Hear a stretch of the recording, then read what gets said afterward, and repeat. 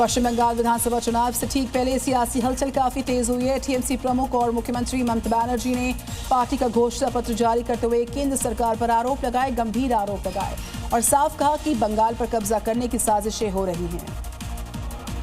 ममता बनर्जी ने 10 प्रतिज्ञा के तहत महिलाओं, युवाओं, किसानों और विकास पर फोकस करते हुए कई बड़े वादे किए हैं। ममता बनर्जी ने प्रधानमंत्री मोदी पर निशाना साधते हुए कहा कि कई वादे पूरे नहीं हुए हैं। केंद्र में बीजेपी दोबारा नहीं आएगी। ममता ने आरोप लगाते हुए कहा कि देश में विभाजन की राजनीति की जा रही है और इस बार तो साजिश ने सारी हदें पार कर दी हैं। सीएम ममता ने कहा कि बीजेपी नेता किसी भी तरह से बंगाल पर कब्जा कर राज्य की सत्ता अपने हाथ में लेना चाहते हैं।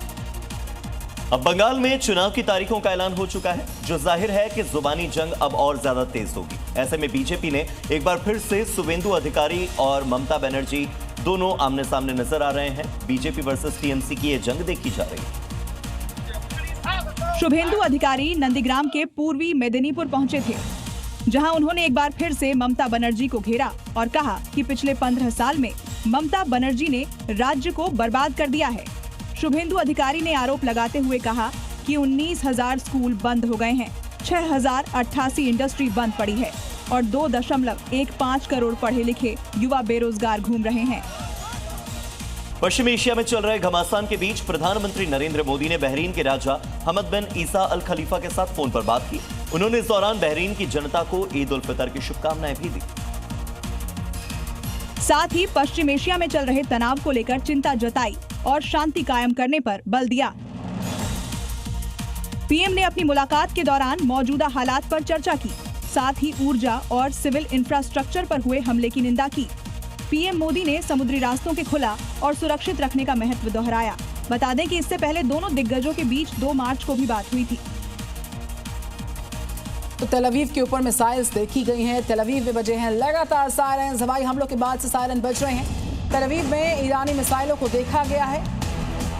बड़ी जानकारी और लगातार तेल अवीव के अलग अलग इलाकों से सायरन की बजने की आवाज़ सुनाई पड़ रही है। हवाई हमलों के सायरन बज रहे हैं। तेल अवीव में ईरानी मिसाइलों को देखा गया। युद्ध अपने 22वें दिन में पहुंच चुका है। नमस्ते जी में आगे देखते रफ्तार के साथ क्या हिस्सा है, क्या है राज्यों का पूरा हाल।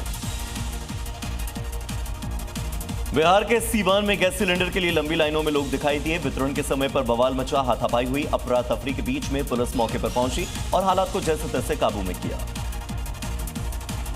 भोपाल के कटुआ हिल्स इलाके में आग लग गई है। रजाई गद्दे की दुकान चलकर खाक हो गई है। आग की लपटें देखकर लोगों में अफरा तफरी का मंजर। मौके पर पहुंची दमकल विभाग की टीम ने बड़ी मुश्किल से आग पर काबू पाया। बिहार के मुजफ्फरपुर में पुलिस ने अवैध शराब के खिलाफ बड़ी कार्रवाई की और छापेमारी के दौरान 8,500 लीटर अवैध शराब जब्त की। इसकी कीमत 1 करोड़ रुपए आंकी गई है। शराब को थाने में जज और अधिकारियों के सामने नष्ट कर दिया गया। उत्तर प्रदेश के हापुड़ में हाईवे पर तेज रफ्तार कार में कुछ युवा स्टंटबाजी कर रहे हैं। कार सवार नशे की हालत में धुत थे। युवती सनरूफ से बाहर थी। 2 युवक दाएं बाएं वीडियो बना रहे थे। उसका वीडियो वायरल हुआ। मध्य प्रदेश के कटनी में अचानक से मौसम का मिजाज बदल गया और ग्रामीण इलाकों में बारिश के साथ ही ओलावृष्टि हुई, जिससे फसलों को भारी नुकसान हुआ है। किसान चिंताजनक स्थिति में है। मिडिल ईस्ट में छिड़ी जंग के बीच ऑनलाइन खाना मंगाना बहुत ज्यादा महंगा हो गया है। फूड डिलीवरी प्लेटफॉर्म जोमैटो ने अपनी प्लेटफॉर्म फीस को बढ़ा दिया है, तो वहीं महंगे क्रूड ऑयल के चलते प्रीमियम पेट्रोल और इंडस्ट्रियल डीजल में भी आग लगी हुई है। जोमैटो ने अपनी प्लेटफॉर्म फीस में 19% की बढ़ोतरी कर ग्राहकों को तगड़ा झटका दिया है। अब प्रति ऑर्डर 12 रुपये 50 पैसे की जगह 14 रुपये 90 पैसे प्लस जीएसटी देने होंगे। वहीं पश्चिम एशिया में जारी तनाव और कच्चे तेल की कीमतों में उछाल का असर भारत में भी दिख रहा है। प्रीमियम पेट्रोल की कीमत में 2 रुपये प्रति लीटर की बढ़ोतरी की है, जबकि इंडस्ट्रियल डीजल 22 रुपये महंगा हो गया है, जिससे ट्रांसपोर्ट और डिलीवरी लागत पर भी दबाव बढ़ा है। लगातार बढ़ती महंगाई के बीच आम उपभोक्ता की जेब पर एक और बोझ बढ़ गया है।